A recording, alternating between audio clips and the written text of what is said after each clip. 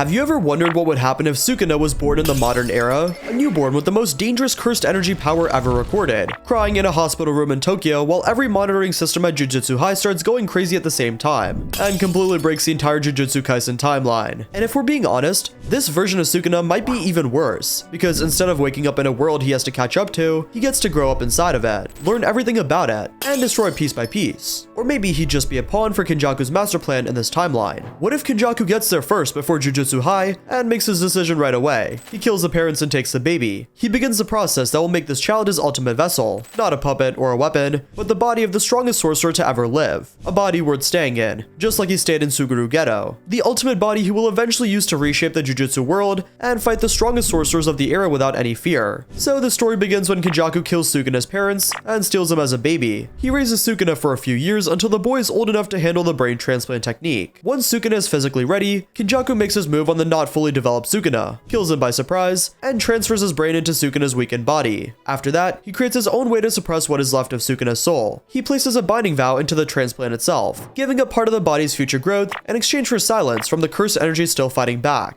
He uses a miniature Uzumaki to dissolve low-grade spirits directly into the body's cursed energy field. This floods the body with so much foreign cursed energy that Sukuna's own cursed energy signature gets buried under the noise. Jujutsu High finally finds the boy, but by then it's too late. Kenjaku is already fully controlling the body that once belonged to Sukuna, so when Gojo arrives to save him, Kenjaku is already gone. He leaves to prepare his new body and get ready to face the strongest sorcerer directly, now with both his plan and his overwhelming new power, and the preparation does not take long. Kenjaku spends 3 days alone near the coast outside Tokyo, slowly pushing the body's output higher, and watching what happens around him like someone who has been testing things for 1,000 years. Kenjaku fires the dismantle cleanly without even using a hand sign. He does this from the lower pair of arms. He doesn't raise his voice or celebrate. By the end of the 3rd day, every monitoring station in Japan detects a power level not seen since the Heian era. Every alarm inside Jujutsu High starts going off at the same time. Somewhere in the building, someone picks up the phone to make the most important call of their life. And somewhere else in the city, Satoru Gojo suddenly freezes. 3 days of silence and testing on an empty coast, and Kenjaku is satisfied. He now knows exactly what this body can do, and he knows exactly where he is going next. The body is ready. The plan is ready. After 1,000 years of preparation, Kenjaku has finally found the vessel that makes everything else possible. Kenjaku rolls his shoulders, looks at the horizon, and starts walking towards Tokyo. He waited 1,000 years for this body, and he is not wasting another minute. Gojo arrives there in under 4 minutes. His 6 eyes are already active, scanning the entire area before he even lands. The cliff is gone. Seabirds are dropping from the sky across a 3-kilometer radius, crushed by the cursed energy before they can react. The ocean is still pulling back, and standing at the center of it all is a 4-armed figure releasing so much cursed energy that even the 6 eyes has trouble processing it. Kenjaku looks up with a smile and opens Malevolent Shrine before Gojo's feet finish landing. Sukuna's domain explodes outward with his full 200-meter guaranteed hit range, but Infinity blocks most of it. The shockwave destroys the entire shore. Gojo responds immediately by activating blue and red at the same time. One pulls broken pieces around him into a defensive ring. The other blasts outwards to push everything back and create distance. Kenjaku avoids red by using Sukuna's speed and cursed energy reinforcement to reduce the impact on his body. Right after that, he closes the distance and fires amplified cursed energy into the area around Gojo for 6 straight seconds. The pressure tears through the ground and keeps Gojo defending instead of attacking back. 4 arms move at once. 2 mouths are already preparing the next attack. This is not how Satoru Gojo has started any fight, and for a moment, it shows on his face. Then he adjusts immediately. But for the first time in a very long time, the gap between what Kenjaku sees and what he is actually ready for is not zero. He's now standing inside a new body, a powerful body, with every technique available at the same time. At that moment, Kenjaku finally understands why Ryumen Sukuna was worth waiting 1,000 years for. Infinity still holds, but the pressure feels wrong in a way Gojo has never experienced before. Every opponent Gojo has ever fought attacked Infinity from one direction at a time, but Kenjaku attacks it with 4 different technique streams at once. 2 attacks come from the upper arms and 2 from the lower ones. Dismantle fires from different angles at the same time, forcing Infinity to process 4 separate attacks at once. For the first time in Gojo's life, the 6 eyes has to rack 4 major threats at the same time. He immediately uses Falling Blossom Emotion to weaken the short hit effect from Malevolent Shrine. Kenjaku opens Womb Profusion, his own barrierless domain, mid-fight. Then Gojo fires Hollow Purple at full power. Blue and red combine at the same angle that has ended fights before. Then Kenjaku uses Reverse Curse Technique, which runs through all 4 arms at the same time and heals the damage instantly. The blast leaves behind a big crater, big enough to swallow an entire city block. Kenjaku stands at the center of it. Both mouths are still talking, working, and all 4 hands are already moving into the next set of signs. But Gojo deliberately destroys his own brain with cursed energy, restores his burn techniques in 3 seconds using reverse curse technique, and returns at full power. And for the first time in his life, that statement is not Gojo's to make. The 4 arms are not just for appearance, they completely change how the fight works. And every technique Gojo spends his life mastering was built around opponents with only 2 arms. He's not losing, but he's also not winning the way he normally does. And that difference matters more than any single technique on either side. So 2 hours pass, and from the outside the fight looks equal, but from the inside, Gojo knows he's losing. But here's the thing, every time Gojo destroys and regrows his brain to reset his technique, Kenjaku attacks from multiple directions at once. That pressure forces Gojo to use the next reset even faster than the last one. The 6 eyes keeps tracking and calculating at full capacity without stopping, but it is doing all of that at 4 times the level it was meant to handle. And during every exchange, Satoru Gojo can feel something building in the background through cursed spirit manipulation. Before heading to Tokyo, Kenjaku had already loaded the body with hundreds of absorbed cursed spirits. Now, a maximum technique is slowly forming through those dissolved spirits feeding into the shadows. Slow, hidden, and almost complete. He needs to stop it before it fully forms. He presses harder and fires Hollow Purple 2 more times in under a minute at maximum output. Both attacks come from angles no opponent has ever survived. Then he uses Unlimited Void for the shortest possible time to force a reaction and create an opening. And the crazy thing is, Kenjaku opens Womb Profusion again, and expands the short hit field directly on top of the first one. The pressure on Infinity doubles. Falling Blossom Emotion counterattacks with the same amount of force and cancels out each slash. And that creates another reset window of 3 seconds. And that is exactly how long Kenjaku's Binding Vow requires. 1 relative minute within 4 meters to seal someone. The strongest sorcerer of the modern era disappears into the cursed object, and Kenjaku slips it into his pocket without even slowing down. Every monitoring station in Japan detects Satoru Gojo's cursed energy signature and then suddenly loses it. The room at Jujutsu High goes completely silent for 30 seconds. And this is where things get crazier. Nanami stands up, not because he panics, because he's been watching the numbers this whole time, and the numbers are telling him the same thing. They are out of time. Kento Nanami leads the first response himself, because sitting still is still a choice, and he has never been the kind of person to make it. He arrives near Shinjuku with Naobito Zenin and 4 grade 1 sorcerers, because if Gojo could not stop what is now walking towards them, then sending grade 2 sorcerers would just be foolish. Naobito Zenin immediately uses projection sorcery with no hesitation, because if it works, the fight will end instantly. There's no reason to hold back your best technique when the situation is already this bad, but he quickly realizes it will not work. Projection sorcery limits opponents to movement based on 24 frames per second, but it also needs his palm to touch the target. Unfortunately, every path Naobito tried to take already had a dismantle waiting there. He could not apply the technique to something he could never physically reach. The dismantle spread that followed takes 2 grade 1 sorcerers out of the fight before anyone can react. Naobito takes a cleave across the torso, and Falling Blossom Emotion activates automatically from reflex. But that is the last thing it ever does for him, because the next dismantle hits while the reflex is still active. Nanami is the only one standing. 7-3 ratio is active, blade extended, blood force at maximum. He lands 5 hits in 90 seconds with the same precision he has shown in every fight, and every hit heals before the next one lands. The 6th hit never comes. A dismantle cuts through his ratio before he can activate it, and Nanami goes down in Shinjuku. The report that follows tells every remaining sorcerer what kind of situation they're really in. This was not just a fight that went badly. This was the absolute limit of what the modern Jujutsu world could do when everyone was fully committed, and even that was not even close. But then the story takes an even darker turn. Yuta Kotsu is already flying back when the report reaches him. He reads it once, puts it down, and tells the pilot to go faster without even looking up. Maki Zenin picks up the Split Soul Katana the moment she hears about it, like she was waiting for a reason to use it. Because someone has to go, and there's nobody left who can. No matter what happens next, she is going to do her part. Choso starts moving before anyone even contacts him. To him, Kenjaku is his father in every biological and hateful sense of the word, and stopping him has been Choso's main goal since before all of this even started. The 3 meet outside Shinjuku with the only real plan that they have. They cannot let the opponent freely open their domain. So the goal is to overwhelm the body's RCT by dealing more damage at once than it can heal in a single cycle. Choso detonates Supernova at point blank range, sending compressed blood orbs in every direction. The cursed spirits block the outer spread, but the blast in the center forces them out of position. The attack forces the cursed spirit shields out of position and blocks escape routes before they can fully form. Maki rushes through the opening at heavenly restriction speed with a Split Soul Katana. She targets the part of the body that take the longest to heal with RCT. She lands 2 hits, but both wounds already start healing before the second attack even finishes. Yuta stays back on purpose. When Maki's second hit left a wound open long enough enough, a piece of severed flesh fell off. Rika consumes it immediately before it even touches the ground. And that was the opening Yuta had been waiting for. One piece of the body was all she needed to begin the copy technique.